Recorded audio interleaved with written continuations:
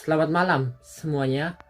Perkenalkan, nama saya Wahyu Carlos Deko Sideoruk, nomor absen 32 dari kelas 12 TB SMA.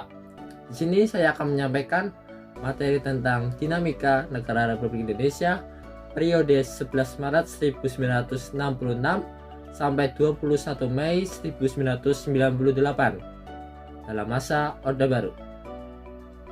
Pada masa Orde Baru ini telah dimulai sejak 11 Maret 1966 sampai dengan 21 Mei 1998. Masa Orde Baru adalah sebutan untuk pemerintahan presidensial Indonesia dengan Soeharto sebagai presidennya.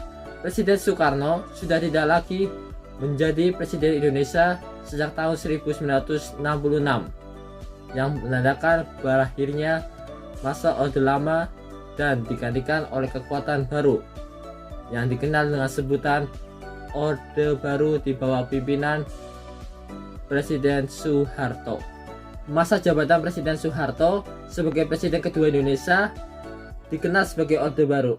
Rentang waktu kekuasaan pemerintahan Orde Baru berlangsung selama 32 tahun. Diawali surat perintah yang dikeluarkan pada 11 Maret 1966 hingga tahun 1998 melalui TAP MPR nomor 33 atau MPRS atau tahun 1967. Masa Orde Baru yang dipimpin oleh Presiden Soeharto mulai memimpin negara. Pemerintahan berusaha segera pulih usai berakhirnya era kepemimpinan Presiden Soekarno. Dikutip dari modul Sejarah Indonesia kelas 12 yang disusun oleh Nancy Rahman, yaitu Orde Baru adalah tatanan kehidupan bangsa dan negara yang dikembalikan pada Pancasila dan UUD 1945. Di Orde sebelumnya telah sempat terjadi penyelewengan dan penyimpangan prinsip utama. Di masa pemerintahannya, Soeharto melakukan koreksi total sehingga penerimaan Pancasila semakin kuat. Lebih lengkapnya, mari kita simak latar belakang kelahiran, sistem pemerintahan, hingga jatuhnya pemerintahan Orde Baru. Kita awali dengan latar belakang lahirnya Orde Baru. Lahirnya Orde Baru ditandai Tritura atau Trituntunan Rakyat yang merupakan ide perjuangan Angkatan 66 atau istilah kami dalam kurung Kesatuan Aksi Mahasiswa Indonesia. Tritura terdiri dari 3 tuntutan, yaitu pembubaran PKI, perombakan kabinet Bikora, dan penurunan harga. Tritura semakin panas karena sikap Presiden Soekarno yang bertolak belakang dengan aksi-aksi mereka, hingga terjadi peristiwa G30S PKI yang membuat rakyat Indonesia menurunkan kepercayaannya terhadap pemerintahan Soekarno. Peristiwa G30S PKI adalah salah satu penyebab menurunnya kredibilitas Soekarno dan membuatnya mengeluarkan surat perintah kepada Letjen Soeharto yang disebut Surat Perintah 11 Maret 1966. Dalam surat perintah tersebut, Soekarno menunjuk Soeharto untuk melakukan segala tindakan demi keamanan, ketenangan, dan stabilitas politik. Super Semar menjadi titik awal berkembangnya kekuasaan Orde Baru. Lalu kedua, yaitu sistem pemerintahan pada masa Orde Baru. Pemerintahan Orde Baru menggunakan konsep demokrasi Pancasila. Visi utama pemerintahan Orde Baru adalah menerapkan nilai Pancasila dan UUD 1945 secara murni serta konsekuen dalam aspek kehidupan masyarakat Indonesia. Di masa Orde Lama, komunisme dan gagasan yang bertolak belakang dengan Pancasila sempat meluas. Hal ini membuat Soeharto di masa jabatannya melakukan indoktrinasi Pancasila.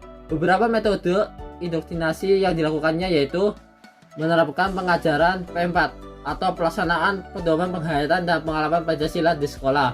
Soeharto mengizinkan masyarakat membentuk organisasi dengan syarat menggunakan asas Pancasila, melarang kritikan yang menjatuhkan pemerintah dengan alasan stabilitas negara.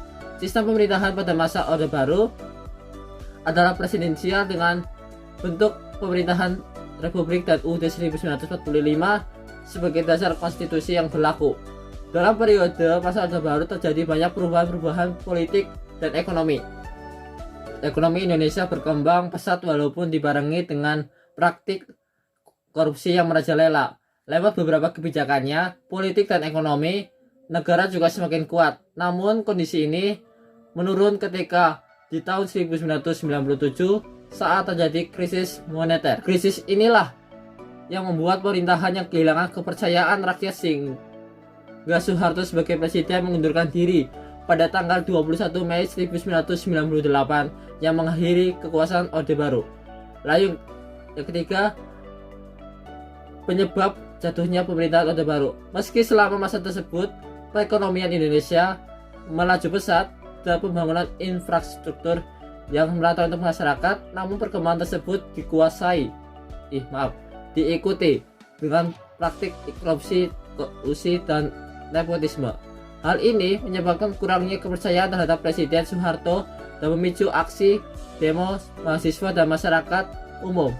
Demonstrasi semakin gencar setelah pemerintah menaikkan harga BBM di tanggal 4 Mei 1998. Belum lagi tragedi Trisakti yang tertembaknya 4 mahasiswa di depan universitas.